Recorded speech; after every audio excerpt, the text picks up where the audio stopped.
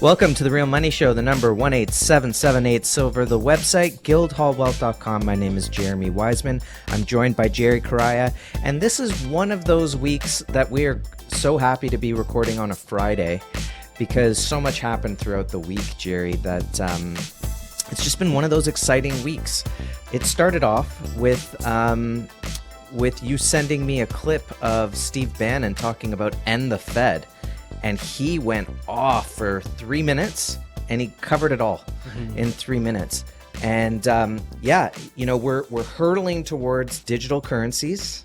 They want us into the central bank digital currencies. And really, the only way to stave off that lack of freedom that you're going to have with digital currencies is to probably get rid of the Fed and the central banks overall. That's just one thing. That just kicked off the week. There was also a whole bunch of stuff going down in the States with the inflation bill that they were doing. We'll talk about that. So much going on. Let's start with an update on the JP Morgan players, the employees that were spoofing with the trial. How did it go? We've got some results. So, two former JP Morgan metals traders were found guilty in the landmark spoofing case. This is coming from CNBC's website. They were found in some charges. Now, there is no racketeering. All three were cleared. And Nowak, as we know, was one of the lead traders being charged as well. We look at the whole shenanigans. We looked at this situation that happened back in 2003 where the same JP Morgan traders were charged. There was just a slap on the wrist. It was a laughable scenario back then, as it is today. As we see back then, the CFTC director of enforcement, David Meister, who was at the time again the director of enforcement back in 2010, he actually today was Meister's. Was his name Meister? Was Michael Nowak, one of the defendants in this trial? He was actually his attorney. So he knew the case very well, know what to say. He said what he had to do and said what he had to say. But so it's regulator turned lawyer. Regulator turned lawyer. And we see just how, this is just a failure in all regards with regards to the CFTC, any credibility, especially when we look at things like the COMEX and the LBMA, the two private organizations operating in the markets where this corruption, where these types of trading practices, spoofing and manipulation occur. Apparently have no intention of holding JP Morgan accountable. Well, yeah, they weren't charged on the racketeering stuff. But look, at the end of the day, this was low level stuff. Spoofing is low level manipulating of the markets. What we're talking about is a massive perpetration of manipulation with regard to, and I'm sure central banks are involved. I think GATA has lots of information about this with regard to keeping the prices of gold and silver suppressed, using paper, not physical, using what they would call synthetic supply. Yeah, this is low-level stuff with these two guys doing spoofing, because the bigger picture is the overall manipulation of these central banks and the major banks colluding together to keep the price down using synthetic supply, not actual physical product, but keeping the market down using synthetic supply. Why? Because ultimately, people have to understand that the paper isn't real, and they want to stop you from getting into real assets, which have no counterparty risk, that are the ultimate form of money. They want to keep the Ponzi scheme of the paper going. So okay, we'll indict a couple of low-level guys on spoofing, but that's nowhere near what we're talking about when you're trying to keep a price of silver, which should be probably in the hundreds, if not thousands of dollars down, and you're doing it based on paper, but that's ending. So it's interesting that they throw these guys out in front to take some heat, but behind the scenes, you have a massive drawdown of the actual physical. And if you don't even have a veneer of physical product in which to set on top your paper trades, you're done for. And so the end, you hear this term a lot, end game. The end game is coming for the COMEX and the LBMA, isn't it? It's absolutely right. And this really highlights the lack of credibility in the justice system. We're seeing things just getting thrown out year over year, decades long of spoofing. But with the drain and the raids happening on the comics, this is waking many people up to realize, okay, even though they're just going to slap them on the wrist, something bigger is happening. Something bigger is happening with regards to trust, which is why we're seeing the lack of silver or the drainage that is happening at the exchanges from LBMA. We talked about them panicking last week, had a memo. The drainage is happening. The drainage is happening at the of comics. the physical product off the comics, meaning people who part of it is that the prices are so low that it's a cheap time to take delivery of your physical product. Exactly. And not only that, this is in summary, a battle between the paper and physical. And to summarize all of this, I took an article from Money Metals, if I may just go through some of the points they mentioned. You might think, as physical precious metals investors, you might get frustrated and you may just throw in the towel. But they haven't, because of these lower prices, as you mentioned, Jeremy, and declining confidence in all the institutions, even courts, including banks and governments, is driving more buying, at least in the physical markets. And herein is the solution. Ultimately, demand for physical bullion and not paper proxies is the path to ultimately terminating price manipulation. The actual number of bars underpinning the enormous volume of paper silver trading has been in steep decline since early 2021. Hashtag silver squeeze may be out of the headlines for now, but we remember this, and investors in physical are still stacking. Ronan Manley of Bullion Star reported silver stockpiles this week in the LBMA and COMEX vaults are at a 6-year low. The inventory situation for these exchanges gets even more dire when accounting for how much of the reported stock is not immediately available for delivery because the metal is held by ETFs and private investors. If, get this, Jeremy, if outflows in the next 18 months match those of the past 18 months, the available physical inventory could approach zero. That is the moment when holding silver IOUs will not be the same as holding the physical metal itself. In this type of scenario, a default on the futures trading exchanges will happen. The CFTC ultimately may turn a blind eye to these problems on the COMEX, but the physical markets themselves aren't above the law of physics. Because Jeremy, when the physical product is not available, the spot price is in the spotlight, and we'll have to correct, and we'll see an explosion in prices like we've never seen before. The number 18778 silver, the website guildhallwealth.com. Definitely the time is running out. The products are being pulled off the exchanges. Big money is coming into the market. We've talked about the $50 million buyer in the States. There's an analyst that talks a lot on Arcadia Economics on YouTube, Chris Marcus's program, and he was talking about his firm that he works with. They took a $3 million order, which, again, you're starting to see bigger numbers all the time. At Guildhall, we're seeing that too. People are coming through and they're saying, look, I sold a house, or I've got a large RSP. It's time to get out of the system, right? You have to make that. Look, there's no time like the present. The blackout that happened downtown yesterday, we're recording the show on Friday. We've talked about for a while, Jerry, you should get that generator. You got kids, you should have that generator if something happens. And, with all of the pressure being put on the system now with EV cars, because having an EV car is like putting 12 refrigerators in your house. I saw that. That's wild. So the amount of pressure being put on the infrastructure's not there yet. So you're putting so much pressure on, and more people coming in, et cetera, and any other kind of extraneous things. So I'm sitting there last night, and I finally make the decision to buy my generator. I got a solar powered generator, Nice. right? But Jerry, I'm sitting there at 1 a.m. and I'm saying, why am I hesitating? Right. Why am I not pulling the trigger on this? Like, can I not figure out that when there's never going to be a blackout again? we're going to start seeing it probably more and more. And I'm thinking, you got to do it. Just do it. Pull the trigger. So I pulled the trigger. I'm very happy that I did that.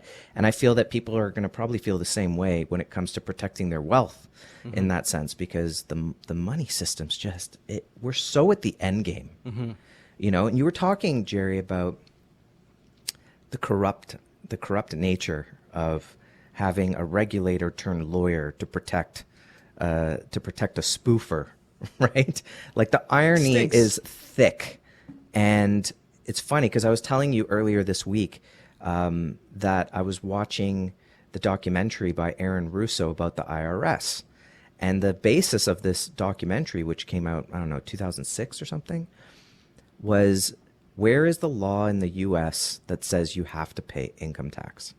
And they were asking everyone from IRS agents that quit because they realized that what they were doing was not based in law, to asking former commissioners of, if that's what you call them, of IRS, and them just basically lawyering the jargon up and essentially avoiding all questions. And then they showed that in the 90s, there was a group that got together to kind of sue the government to say, show us the law that we have to pay income tax. And the judge ruled the government doesn't have to show you, even though in the Constitution it says that they do. So it was basically, as a judge, shut it down. We're not going to give a proper ruling. Of course. And the judge in the case was Emmett Sullivan, who was the judge who oversaw General Flynn's case. And remember, towards the end of General Flynn's case, the judge started to try it himself.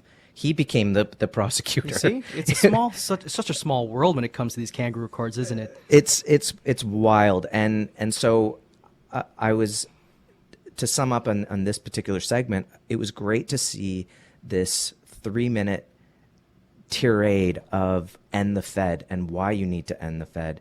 And in Aaron Russo's documentary, he starts off talking about the Fed and how it's completely illegal and how they passed it late on a Christmas Eve with most of the congressmen out on holiday and all of these things, and just the whole system being co-opted by these banks, right? And it's a problem with Bitcoin. People think, well, it's outside the system. No, until you get rid of the bankers in politics, until you can end the Fed, they are coming after you. They're going to keep coming after you. And the only way to protect yourself is with real things that have no counterparty risk. Gold, silver, natural fancy colored diamonds. Give us a call. The number's 1-877-8-SILVER. The website, guildhallwealth.com. It's take the important first step. Go to the e-store, guildhallpreciousmetals.com, and pick up a tube of maples, maybe an ounce or two of gold. It's a great place to start. We've got a lot more coming up here on The Real Money Show on AM 640. Welcome back to The Real Money Show. The number 1-877-8-SILVER and the website guildhallwealth.com. Everything at Guildhall is physical. We don't deal in paper. We don't deal in ETFs. We don't deal in futures. We're not dealing in certificates. It's only physical. We have the motto, if you can't hold it, you don't own it. That means even in the vault, when you're storing with us or putting it into an RSP TFSA, it's actual physical product that's stored in your own sub-account. The numbers of the bars get listed, so it's allocated to you. We give you the inventory report, which is essentially a warehouse receipt. And anyone who's ever worked with us, Jerry, I'll tell you a quick story. I had a client take delivery of a couple 100-ounce bars of silver last week because he wanted to test the banks. And he went to one bank and he tried to sell his 100-ounce bars, which are LBMA approved, London Bullion Market Association. So the products means that these refiners and mints are sourcing the product ethically, they're refining to the proper purity, fashioning to the proper weight, and can handle global business. These are 200 plus brands around the world that have the mark of LBMA and are incredibly liquid. They should be accepted anywhere. But this particular institution would not accept anything that wasn't RCM. Now, that just kind of shows that they don't really know what they're doing, let's be honest, right? True. They're trying, but maybe they're just like, look, it's a way for us to just kind of keep it simple. Nonetheless, he called me up. He said, listen, I need to sell a couple bars because I have some expenses. Sold it right away. We sent him his money right away, and he just said, "Wow, that was easy." It is. You know, when you're working with the right people, it's very easy, right? And you don't have to deal with this person and that person. Dealing with Jeremy, the professional himself. Or Jerry, the professional himself. And it's that easy. You just have to pick up the phone or give us an email. Once we have an established email trail, we will confirm everything and ensure that you get your funds immediately. It's technically T+2, which is trade day plus 2 days. Usually it takes about 2 days depending on the volume, but it's the quickest turnaround you'll see. You won't have any hesitation. We won't push you back like some institutions will say, well, what are you doing? Why are you selling? Hey, life is life, and if you need to sell a bar or two, you have to do that. But that's all that's happening. People are just selling off a bar because they have a small expense that they pay off, some taxes that they need to pay off. But overall, no one's selling their gold and silver. And you know what? That kind of makes sense these days because people have put a lot of their liquidity into the metals for safety reasons, and it just happens to be at a time where prices are rising and there's expenses to be had. So as far as I can see, it makes sense.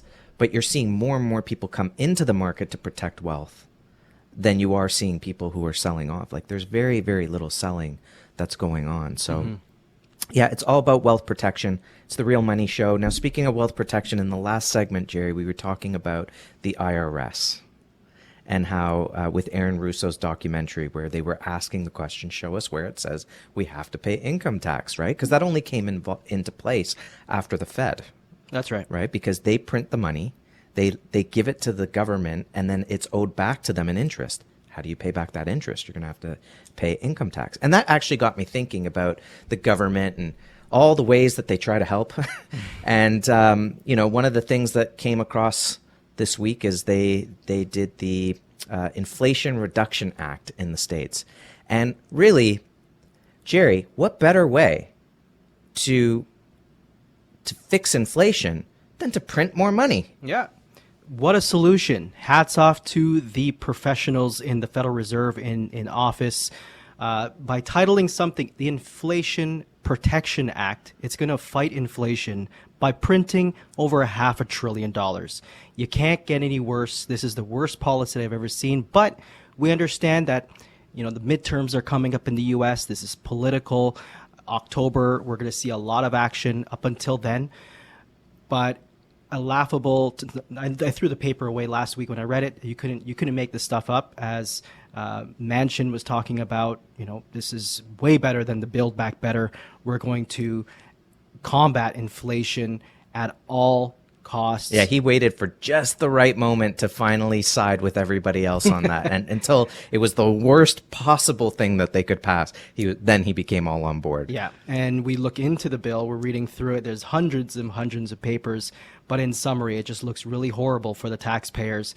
If you make under a certain amount of money, you're going to be taxed. It doesn't look good at all. No, that's the other part. They say, oh, you know, we're only going to target people who are making over 400,000. That right. couldn't possibly be our donors. Don't worry, we definitely won't go after the rich, the 1% out there who, oh, we happen to be a part of, and so we're all friends with them. But don't worry, we're not going to go after. We're only going after them. Mm-hmm. You're like, come on. This all leads back to, and then the militarization of the IRS.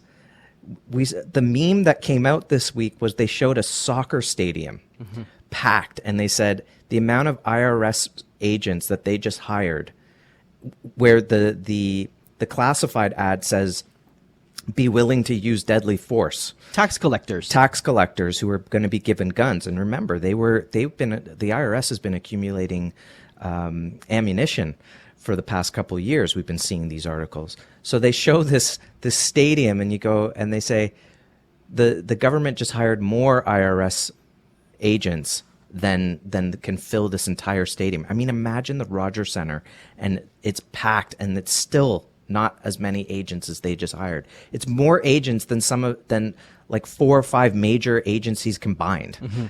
It's absolutely crazy, and you just kind of have to be able to sit back and say why. Mm-hmm. Foreshadowing more encroachment, more coming after your wealth, more, you know, devising some way to get you. This is very easy to do when you have digital money, but we're seeing raids. You know, this is on potential IRS raids on private taxpaying, hardworking American citizens. coming after you with not just pieces of paper, but they're coming up with, with military style weaponry, with charges. Who knows what they're going to make up or what they're going to come after you with. But we're seeing raids, preparations of raids. We're already seeing raids on the LBMA, raids on the COMEX, FBI raids this week, exciting stuff. And now we're seeing potential IRS raids. Gold and silver, you're a stiff arm to that. If you're talking about football, you got to get your stiff arm out to protect all the encroaching linebackers coming at you. Stiff arm them with physical gold and silver away from the banking system. How do you like that? I love that. I love that idea. I mean, that's really what it is, because we've seen this before. Obama's administration did it, right? They targeted people using the IRS. And it's interesting when you think about Aaron Russo's documentary, where you go, well, it's illegal. So if someone decides to go against it because it's illegal, but then they use the narrative of you didn't pay your taxes, even though it's illegal to be charging you it, these sorts of things. And it just kind of this idea of, and we see it in our country too, this running roughshod over laws and just kind of doing your own thing and not paying attention to what people want, and then trying to sell it to them after the fact or using coercive means to do it. You say, you know what? I got to get out of all of this. I want to have my own sovereignty. And part of that is having that physical gold and silver. I know it seems like maybe a weird connection, but gold and silver is liberty. It is sovereignty. It is the lack of counterparty risk that says I can stand on my own 2 feet here, and I'm not connected to you. I don't have a connection there that you can easily pull the money out of my bank, right? So there's an important aspect to it. And of course, it has been suppressed, but that's coming to an end. We know it's coming to an end because the physical products being hemorrhaged off the exchanges, the major bullion banks are now net long instead of net short. That means they're betting the market will go higher instead of betting that the market will go lower. There's a tectonic shift happening within the market. Now, we don't know when it's going to reveal itself in physical prices on the market, but we see that the premiums are very high in gold and silver. But the prices are extremely low when you think about the amount of money that's being printed, the amount of currency that's being printed, and where the valuations are going. So it's a very exciting time to be accumulating the metal. It is, because when you have prices this enticing, and still silver holding above 19, we're above $20. Silver is gaining momentum as the likelihood of a Fed pause coming up, and potentially pivoting on rate hikes by the fall and into winter. And we're also heading into seasonal tailwinds in both gold and silver, which is very good for pricing. September, October, these crash seasons, as they're known as, metals do perform during this time. But it's exciting to know that when you have a drain on inventory, we're heading towards one event, and that event is a default. When they cannot deliver on their promises, that default happens immediately, and precious metals will explode in prices. So then it becomes a question of, do you own it or not? Just like in 2016 with the Brexit. When Brexit happened, gold went up 35%, the pound went down 35%, and you either had it or you didn't. It comes down to that insurance policy. You can't buy it after, right? You can't go out and buy your generator after the lights go out. You have to have it before, right? So it's all about being prepared. This is the time to make the choice. There really is no time like the present, and it does feel like the time is running out. And we've got everything in place for this to be the perfect time to be getting involved. So congratulations to everyone who's been getting involved, but the time is now for you to get involved, even if it means going to the e-store and picking up your first tube of silver maples. Go to guildhallpreciousmetals.com and get a sense of how this all works, or call us directly at 1-877-8-SILVER. It's The Real Money Show on Global News Radio, and we'll be right back. Jerry, there's been a shift towards trying to change the definitions of things. We talked about the idea that the White House wants to change the concept of recession, and they want to change, pronouns, and everything just seems to be in flux, that things can't be real, that things can't be definitive, that everything is malleable and subjective, and maybe that's true, but inflation is something that everyone is experiencing, and you can call it whatever you want, but everyone's still experiencing it. I was watching this they did these street interviews, and this was in Texas, and they were saying, they were talking about like, who would you vote for, da da da. The point was, the point that this one gentleman made. He said, listen, in 2008, you could lose your home, but you could still go into a grocery store and buy some food. If you lose your home this time, you can't drive anywhere and you can't go buy food. It's gotten it's gotten that bad. Yeah. So, you have an article here talking about the CPI and how they've changed the CPI from being sad to being happy, and it's the same number. It's the same inflation rate. Yeah, how they're spinning it is just remarkable. You knew they were going to spin the news piece. The news piece this week was CPI inflation data coming out of the U.S. It happened on Wednesday. It's a month-over-month reading on how things progressed in the U.S., and the print came out a lot softer than expected. The expected was 8.7%, so it's down from 9.1, and it went below 8.7 to 8.5. And the market cheered that. They loved it. This means that the Fed may not have to raise interest rates coming up. So the anticipation and the expectations for the September hike dropped from 80% down to 30%. And what that did... Beautiful. Everything's solved. Everything's solved. What we saw after that, there was a market reaction with strong stock markets, even gold was surging, some crypto was surging, and the US dollar was started to tank immediately after that. So the market was saying, okay, since they're not going to be raising interest rates, the US dollar started to back off. So gold and silver started to move up. Just in time, they wheeled out the Chicago Fed president, Charles Evans, who said, inflation, though, still unacceptably high, and the Fed is nowhere near done tightening, helping to stall the silver and gold rally. That happened on Wednesday.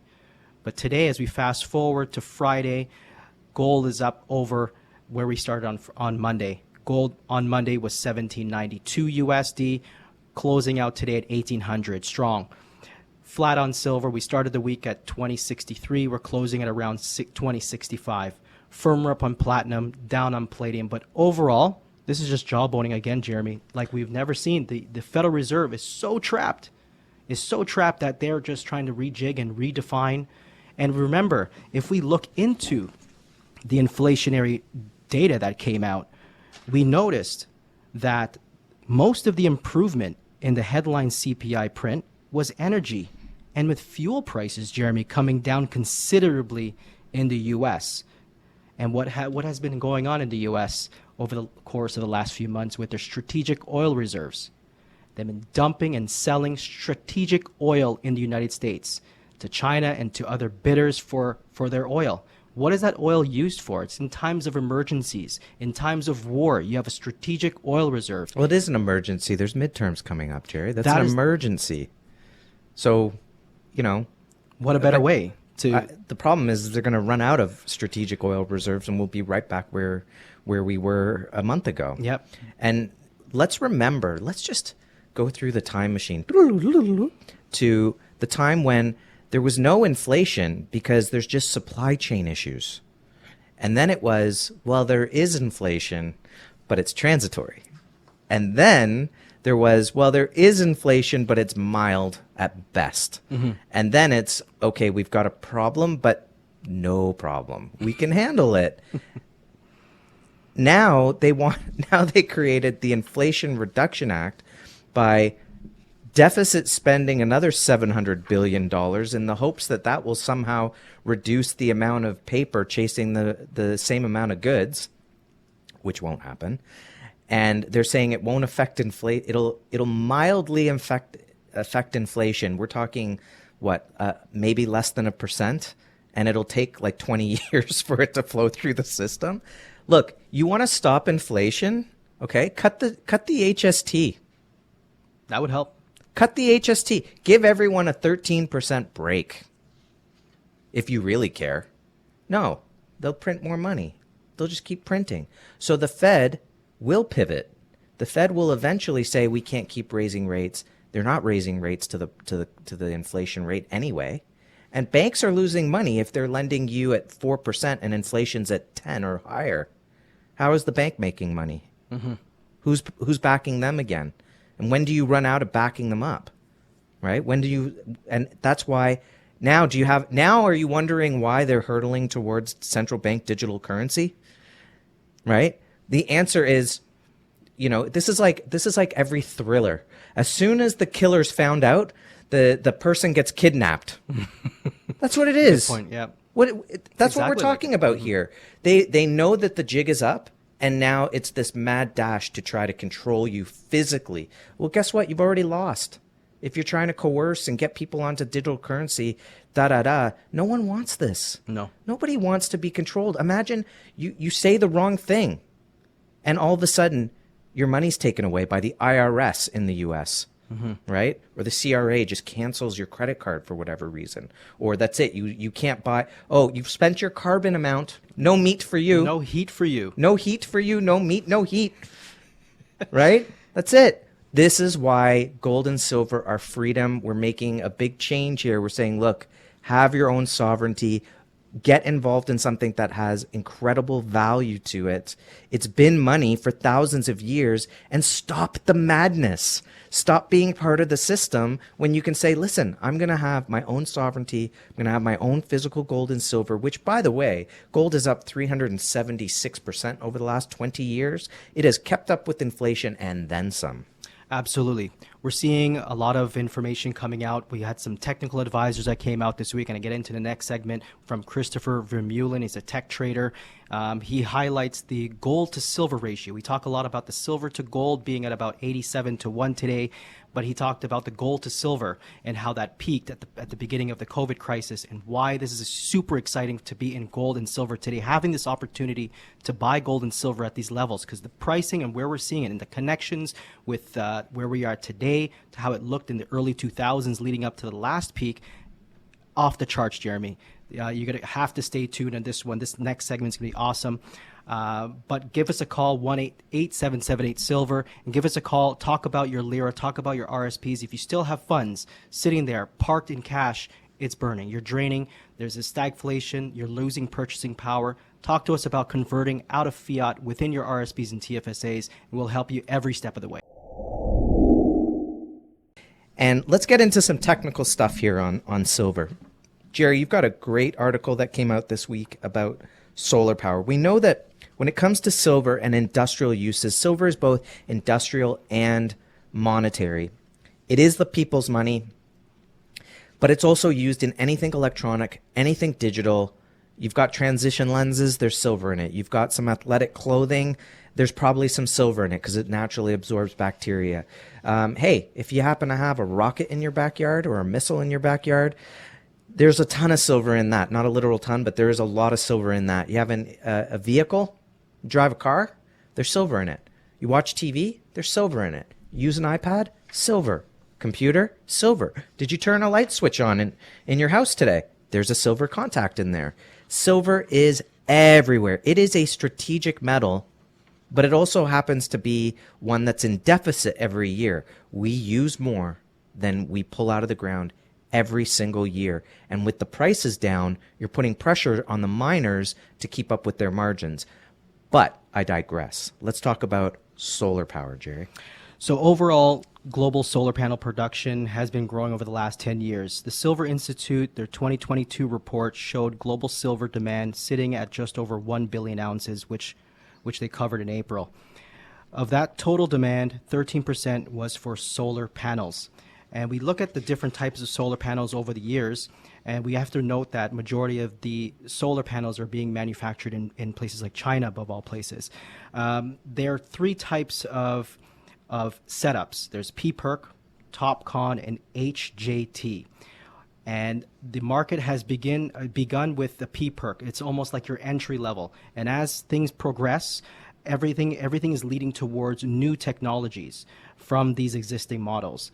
We're seeing changes of differing absorption rates, efficiency, and only leads to, as they become more efficiency, the silver usage starts to go up, almost doubling from PPERC, which was 80 milligrams per panel. TOPCon is about 100, and then double that for HJT. And what we're seeing, the trend is for solar panels to be produced in the highest style, this HJT model, which is the best medium term, as it's yet another 1% more efficient than the second best. So what we're seeing overall is there is a move towards doubling the amount of silver being used in these solar panels. Now, historically, solar panel farms, as we remember how they look in the deserts and even over water and snow, majority are set up here. And we know the panels are usually single-sided. However, in recent years, solar farms have increasingly been attaching solar panels to the underside, Jeremy, to capture an additional 20 to 40% of the sun rays that are reflecting off of the sand and off of the water. So you're not only getting the top, but you're also getting the bottom. By having additional I didn't know any better. I thought you were talking viticulture and like growing wine in the Rhone Valley or something. Like it. Yeah. Sounds definitely like it. By having this, additional energy can be as high as 80%. So ultimately, we're seeing a doubling of this efficiency, doubling the panel. We're seeing a double in the advancement. So ultimately, if we're seeing that this market is representing 13% for solar panels, this is a doubling, Jeremy. So 13% of all silver coming out of the ground right now is going to solar power. Right. And this is going to, how much are they going to increase that? They'll have to double it because we're using double sides now for both, and plus HJT, this type of technology, is already requiring. So it could be a double or tripling of this 13% model for solar. Now, we're not seeing too many more advancements, too many more fields, but what we're seeing is the technology is improving, which only requires more and more silver. So this is just the tech side, the industrial side of the silver usages. We know that majority right now is going towards investment, and we're seeing much more into jewelry, much more into tangible silverware, photography, bars and coins. The demand is through the roof, but more so it's coming out of the investment side and solar side. So there's going to be a competition between the industry and the investment side. Let's talk about these ratios just to help the listeners understand just how undervalued silver is, because there's a high premium right now to buy physical silver. But if you understand how cheap it really is relative to its actual value, where value should be and where it's going to be in the next few years, the best way to understand that is by looking at ratios and understanding value. So you brought an article by Chris Vermillion, who is a tech analyst in the gold market. Yeah, he starts off by saying fear is starting to become an issue. Traders are starting to realize inflation. Global currencies are reacting to the sudden policy shift by the U.S. Fed and central banks. The fear is showing up once again in the gold to silver ratio.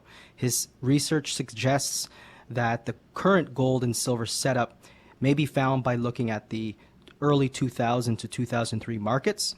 But we saw the consolidation over the past 5 years from 2017 through the COVID event. This consolidation is prompting an extreme high in the gold to silver ratio to levels above 1.2, which equals 126 to 1 silver to gold ratio. That's where we saw the peak in COVID. At COVID. That's where the beginning silver, of COVID, yeah. What that shows, a very weak silver price relative to gold. Psychologically, all that represents is a very lack of fear. This has, now that we're seeing fear coming back into the market at the end of 2021, the gold to silver ratio has moved decidedly downward. This illustrates silver is rallying compared to the price of gold as fear begins to elevate across the globe. And as he extrapolates further. He goes back to the year 1990 to 93, where the fall of the Soviet Union, to the war in Iraq, and further, there was just overall comparisons. We talk about the trifecta in gold being supply and demand, inflation, and currency devaluation. He outlays nine comparisons, 9 similarities to the move that we cannot ignore, because back in 2001, this is where it took off for gold. We saw a 600% increase from $260 to 1923, and today is no different from that in reality. It's just at a higher point. At a higher point, you got a higher S&P, higher debts, higher gold price. Higher gold price. So ultimately, this type of setup, what can he expect? the breakout trend starts in gold, which can happen as early as next year, 2023. Well, it's already breaking out in other currencies. It has already done Right? that. And yen, Japanese yen. I mean, their whole government quit. the entire government of Japan quit. That is crazy. If you don't know about that, then maybe take a pass on mainstream news. Their whole government quit. But yeah, it's go on. Sorry. This is the fear factor. This is what we're seeing. Other countries, the prices of gold are skyrocketing. Yeah, echoing Christopher Mulin's argument for fear. As fear starts to break out, we're seeing a gold price breakout as early as 2023. This is probably in line with the Fed pivot or pausing, but he believes the next rally for gold will be somewhere above $3,100, and then we will start a dedicated climb to levels above 4,500 and beyond. And we could just do the math with the silver to gold ratio from where we are today, 85 to 1. Sky's the limit for silver, in my opinion. And Morgan, from Morgan Report, he major analyst, a titan in the silver market. He thinks silver could get to $1,200 an ounce, and he always reiterates that that 90% of the move happens in the last 10% of the market. So this is the time. Make a decision. Get involved in the market. The wind is at your back. This is the perfect entry point. Get involved in gold and silver, or call us. We're happy to talk about the market. You know that we love talking about the market. So give us a call. The number is 1-877-8-SILVER. The website, guildhallwealth.com. Jerry, great information. Thank you to everyone for joining us this week on The Real Money Show, and we look forward to speaking with you next week on AM 640.